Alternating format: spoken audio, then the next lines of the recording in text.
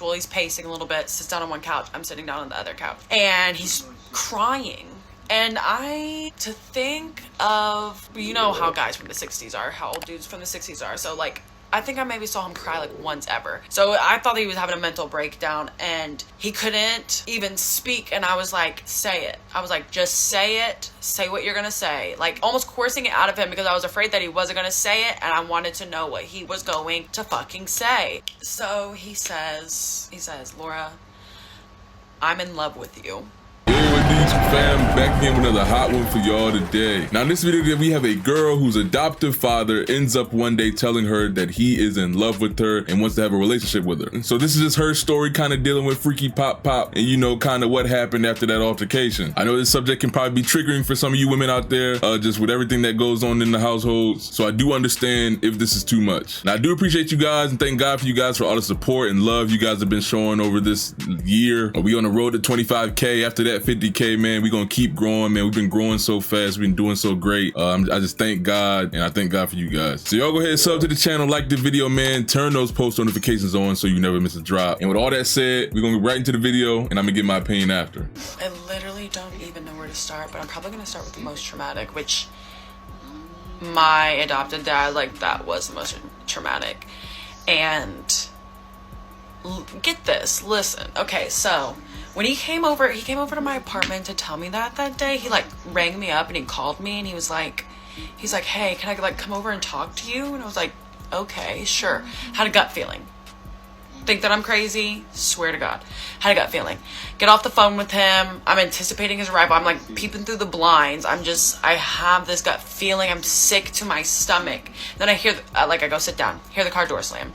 Go look out the window, see him walking up. I know what the fuck he's gonna say. I know what he's going to say. And you're like, oh, Laura, how'd you know what he was gonna say? Because he did weird shit my entire life. And I gaslit myself into thinking that maybe it wasn't weird because I didn't have a dad, so I didn't know what that relationship was really like. Okay, so I lived on the second story. He had to walk up 2 flights of stairs, knocked on my door. I'm sweating. Like my anxiety is so bad. I let him in. He sits down on one couch. Well, he's pacing a little bit, sits down on one couch. I'm sitting down on the other couch.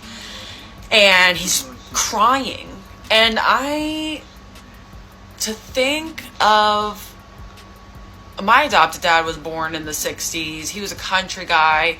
He was like, you know how guys from the 60s are, how old dudes from the 60s are. So like, I think I maybe saw him cry like once ever. So I thought he was having a mental breakdown and he couldn't even speak. And I was like, say it. I was like, just say it. Say what you're going to say. Like almost coercing it out of him because I was afraid that he wasn't going to say it. And I wanted to know what he was going to fucking say. I really should have recorded it, but. So he says, Laura, I'm in love with you. Look at me dead in the eyes with tears rolling down his fucking face. Knowing me, literally, I'm gonna have to show a picture of me whenever I was 6 years old, but I was like, he's known me since I was like as tall as my fucking knee. He's like, Laura, I'm in love with you. And I was like, oh, I love you too. And he's like, no, I mean, I'm in love with you. Like, I would love to marry you. I'm telling you, I'm freaking the fuck out in here. But it is also giving me clarification on everything that has happened throughout my time knowing him since I was 6 years old. I blacked out after that. I fucking blacked the fuck out. I remember him asking me, because I lived like 5 or 6 blocks away from my childhood home that I grew up in. Fuck. I remember him asking me to dinner because it was the weekend. They were a horrible family, but one thing that they generally did was like Sunday dinners or whatever. So he asked me to dinner, and I'm sure I said like yeah or something like that. And then he walked out of my house and I locked every fucking lock on that door, and I went into my fucking bedroom and I locked that door and I hid under my blankets and I fucking sobbed my eyes out. I was like hyperventilating. I was like freaking out. I was in there for over an hour before I was able to like do anything else than that. And I texted my sister. At the time, I was married to a man. But anyway, I texted my ex-husband, and I was like, you're not gonna believe this. If you don't believe this, I'm gonna fucking leave you because this is fucked up. So I texted him everything, and before I gave him a chance to even read it or respond, I was like, no, fuck this, I need to talk to somebody. So I call him, and I tell him every single fucking detail. Mind you, my ex-husband was not a good man either. That's another story, an equally as traumatizing story. But anyway, I was on the phone with him, and he was just like, he's like, Laura, you must be confused. Like, imagine a man sticking up for another fucked up man. But he's like, Laura, you have to be confused. There's got to be some. And he knows my history with these people and my adopted dad. But he's literally like, no, you're confused. There's no way. I hang up on him. I call the most important person in my world, which is my little sister. And I tell her, and she's freaking the fuck out too, because she has fucked up experiences. Yeah, truly crazy stuff. Now, there's 2 other parts to this series, so she has 2 other videos after this, and I definitely just want to start off by saying just how, glad I am that this woman was able to, overcome the hurt and like the pain that she got from this in her life, and was able to share her story to, online for other people, because as unfortunate as it is, this girl's story is the story of a lot of other girls out there, that deal with things in the household, that deal with things with their adoptive parents, their real parents, step parents, all that, man. There's so many generational curses and traumas that go on in the house. And so you just never know how her getting her story out there has helped someone else and helped them come to terms with what happened to them in their lifetimes. It couldn't have been easy, someone that someone that you love, someone that cared for you, someone that was supposed to be there for you, crossing a boundary like that, doing something like that. It's unspeakable, it's unfathomable, it's just nasty. I don't know what this freaked out dude was expecting by bringing this to his adoptive daughter. Just crazy stuff. Some real sickos and weirdos out here. But she do have 2 other videos, so I'm gonna hold off on saying anything else, so we're gonna get into those. Okay, so where did I leave off? Okay, so I had told my little sister, we had a long conversation about what we should do, because we assumed that if we told my adopted mom that she wouldn't believe us. We had told her about multiple incidences during our teenage years and childhood, and she didn't really believe us. One time she kind of did, but then she sat us down in the kitchen with them, and she's like, this is what the girl said you did. Are you doing this? He's saying no, that we're mistaken, that we're wrong, that it wasn't intentional, da-da-da-da. And that was like the end of it. But the fact that she set us down in a room with him, we were scared shitless. Like, it was hard for us to like muster up the courage to like talk about it with her, let alone like in front of him, So in the end, we settled on telling her despite our reservations. We just didn't know how she was going to handle it. So I called her and I let her know that I wanted to come over and talk to her, but I asked her if she would come to the back porch and be quiet. Like, our back porch was off our kitchen. It was like an indoor back. It's where our laundry room was, but a lot of important conversations were had out there. But so we get there. She is already waiting for us, and she's like, what do you guys want to talk about? And I just spill it. I'm like, this is what happened. He called me. I ran through everything that I literally just told you guys. And she acted shocked. She seemed shocked, and she was pretty upset by the information. She said that she didn't act like she didn't believe me, which is crazy because she didn't believe me for a second of my fucking life. Generally, she wasn't a very nice or kind woman, so I was fucking stunned that she did anyway. And she kept saying that she can't believe she didn't see the signs because she was a victim of child SA. She was, which is also not my story to tell, but and so she told us that she thought that we needed to leave, that she had to have a conversation with him, and they fought like crazy, like our whole childhood, and we just knew that it wasn't going to be good, so we excused ourselves.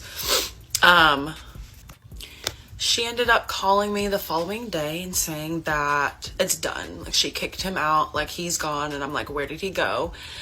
And she said, like, I don't fucking know, probably to Georgia, because that's where his family's from. He didn't actually have any family in the state that we lived in. All his brothers and sisters lived in a really small town in Georgia. So that's where he went to. And I was shocked. I was absolutely shocked by her doing that. She never, like, she did not protect us from anything our entire lives, no matter if we spoke up or not. And she actually was just as much of an abuser as he was. Like, the stories I have about her are just as crazy and just as wild. Honestly, I feel like I handled that whole situation really well, but like a week after it, I wasn't handling it very well.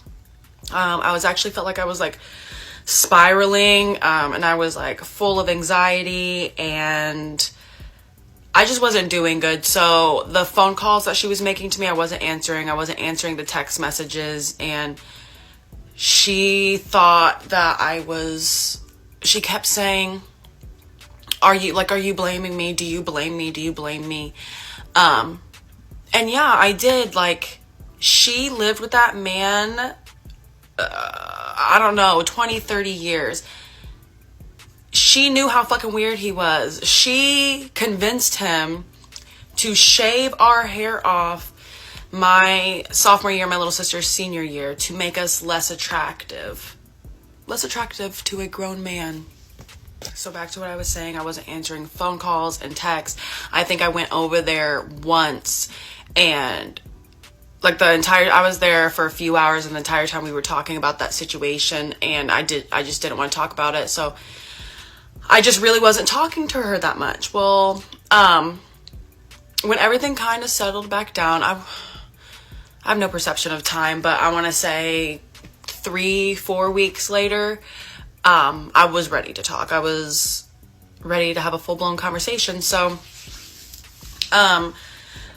my sister and I called, and our phone number was disconnected.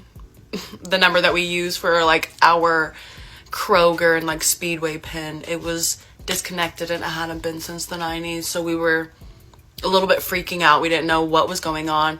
So we got in the car, we drove 5 blocks from where I lived, and we saw a U-Haul. When we saw the U-Haul, we could only speculate what was going on, honestly. I literally didn't know what was going on. I thought, oh, maybe my adopted dad is coming back to get all of his things, since he left in such a hurry. So that's what was going on in our head. Drove back home. We drive back like a week later, and the house was completely empty. No cars outside. There was a pole barn in the backyard that was like packed to the brim with stuff, because they were practically hoarders. They literally never threw anything away. So it was stacked up to the ceiling. So the door was open, nothing inside. So we like park, we get out, we're looking through the windows. It's spotless. There's nothing in there. There's nothing in there at all. So after a little digging on my adopted dad's siblings' Facebook, we found out that they packed up our entire childhood home, took my little brother and my nieces and nephews, who I helped raise, and they dipped out of the state that we were living in and took off 15 hours away. Bought a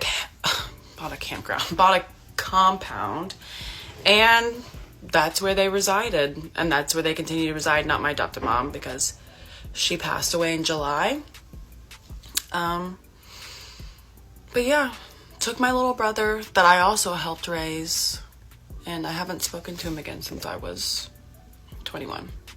Yeah, super heavy stuff. I mean, the tone deafness and the insensitivity of that mom to sit those two girls in front, you know, the two victims in front of their abuser, in front of that guy, and to try to get those answers out of them and do that to them while they were young, and just bad all around. It just shows how, you know, inequipped she was to deal with that kind of situation, how inequipped just the children were, just the sickness of that adoptive father. Just sad. You know, luckily the mom at least believed them and you know, tried. There are situations, you know, way worse situations where the mom just flat out, you know, won't believe them, or, you know, won't give them the time of day and will make the situations worse. And, you know, while the mom was unequipped and ill prepared to, you know, take on a situation like this and handle it appropriately at the time, at least she did, you know, get those girls away from that man. That's a good place to start. And, you know, like she said in the video, I honestly can't shoot the mom any bail either. You know, those kids noticed at an early age that their adoptive father was moving weird, and the mom should have noticed too. If you have a guy rolling around your house and he's forcing you to shave your daughters so that they're less attractive to him,